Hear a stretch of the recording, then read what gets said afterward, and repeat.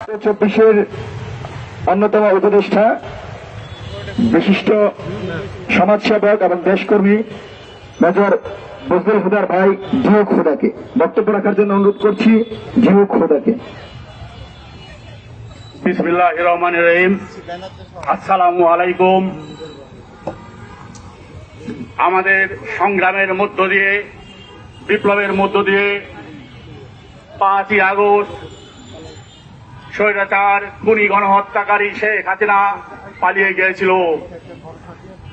কিন্তু অত্যন্ত দুঃখ ভরে বলতে হচ্ছে যে খুনি শেখ হাসিনা পালিয়ে গেছে, কিন্তু তার শাসন আমলে যে সেটআপ সে রেখে গিয়েছিল, যে নিয়োগ তিনি দিয়ে গিয়েছিল, সেই নিয়োগকৃত ব্যক্তিরা এখনো রয়ে গেছে।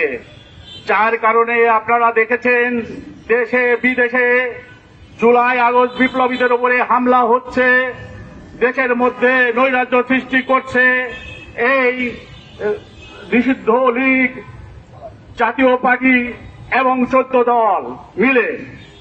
কেননা এদের পিছনে ইন্ধনদাতা হলো শেখ হাসিনা রেখে যাওয়া তার দোসররা বিভিন্ন জায়গায় বসে আছে, অথচ সরকার এদের চাপে পড়ে নির্বিকার হয়ে আছে। সরকারকে জাগতে হবে। জনগণ আবার জেগে উঠেছে। তাদের রক্তে আগুন লাগার আগেই আবার সরকার যদি না জাগে, উদ্ভূত পরিস্থিতির জন্য দায়ী থাকবে সরকার। তাই আমি দল মত নির্বিশেষে সবাইকে আবার ঐক্যবদ্ধ হয়ে আওয়াজ তুলতে আহ্বান জানাচ্ছি যে এই অবিলম্বে আমরা আমাদের স্বৈরাচারের দোসর শেখ হাসিনার সর্বোচ্চ পদে এখনো তার প্রেসিডেন্ট চুপ্পু, শাহাবুদ্দিন চুপ্পু অধিষ্ঠিত আছে।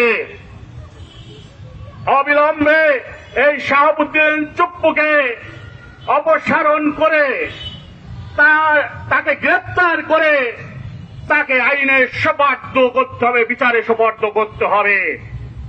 আপনারা জানেন খুনি হাসিনার আরেক দোসর ওয়াকার, তাকে সেনাবাহিনীর প্রধান বানিয়েছিল খুনি শেখ হাসিনা। সেই ওয়াকার এখনো অবস্থান করছে এবং খুনি শেখ হাসিনাকে পালিয়ে যেতে সহায়তা করেছে। আমরা যারা জুলাই যোদ্ধা ছিলাম, আমাদের পরিকল্পনা ছিল আমরা গণভবন ঘেরাও করে শেখ হাসিনাকে গ্রেপ্তার করে গণভবনে গণ আদালত করে তার যে সাজা হবে জনতার রায়ে, সেই সাজা আমরা গণভবনে কার্যকরী করব। কিন্তু এই ওয়াকার সে সুযোগ আমাদের দেয়নি, সে পালিয়ে যেতে সহায়তা করেছে এই খুনিকে। একই সাথে 626 জনকে এই ওয়াকার বিদেশে পালিয়ে যেতে সহায়তা করেছে।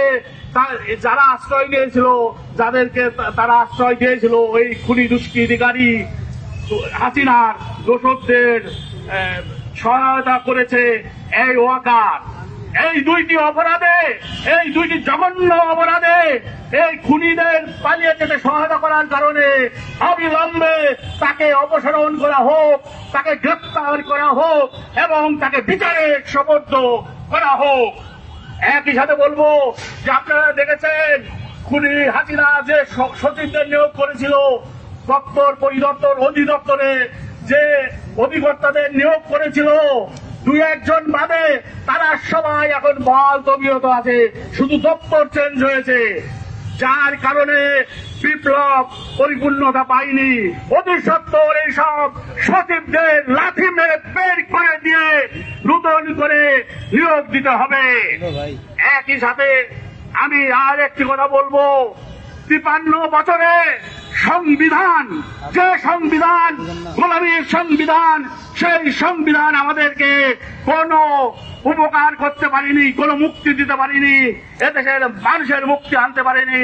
এই সংবিধানকে অবিলম্বে ছুঁড়ে ফেলে দিয়ে নতুন সংবিধান রচনা করে পরিপূর্ণ জয় সনদকে সেই সংবিধানে সন্নিবেশিত করতে হবে। আমরা, আপনারা হয়তো ভাবতে পারেন যে এগুলা ভোটের পরে হবে। আমরা আগামী 26 সালের ফেব্রুয়ারিতে নির্বাচন হোক, সে সাথে আমরা একমত। কিন্তু নির্বাচনের যে কয় মাস বাকি আছে, সেই কয় মাসের আগে এইটি কার্যকরী করতে হবে, নির্বাচনকে সুষ্ঠু এবং সুন্দর করার স্বার্থে। নতজানু পররাষ্ট্র নীতি থেকে সরে আসতে হবে। নতজানু পররাষ্ট্র নীতি, আমরা ভারতের কবর রচনা করেছি, আধিপত্য মুক্ত হয়েছি, ভারতের আধিপত্যে আমরা ফিরে যেতে চাই না। জুলাই আগস্ট বিপ্লবের আদর্শকে সর্বত্র বাস্তবায়ন করতে হবে, নইলে আমরা আবার ছাত্র জনতা জেগে উঠব এবং এই ইন্টারিম গভর্নমেন্ট ব্যর্থ হলে জাতীয় বিপ্লবী সরকার গঠন করে আমরা রাষ্ট্র পরিচালনা দায়িত্ব গ্রহণ করব ইনশাল্লাহ। বাংলাদেশ জিন্দাবাদ।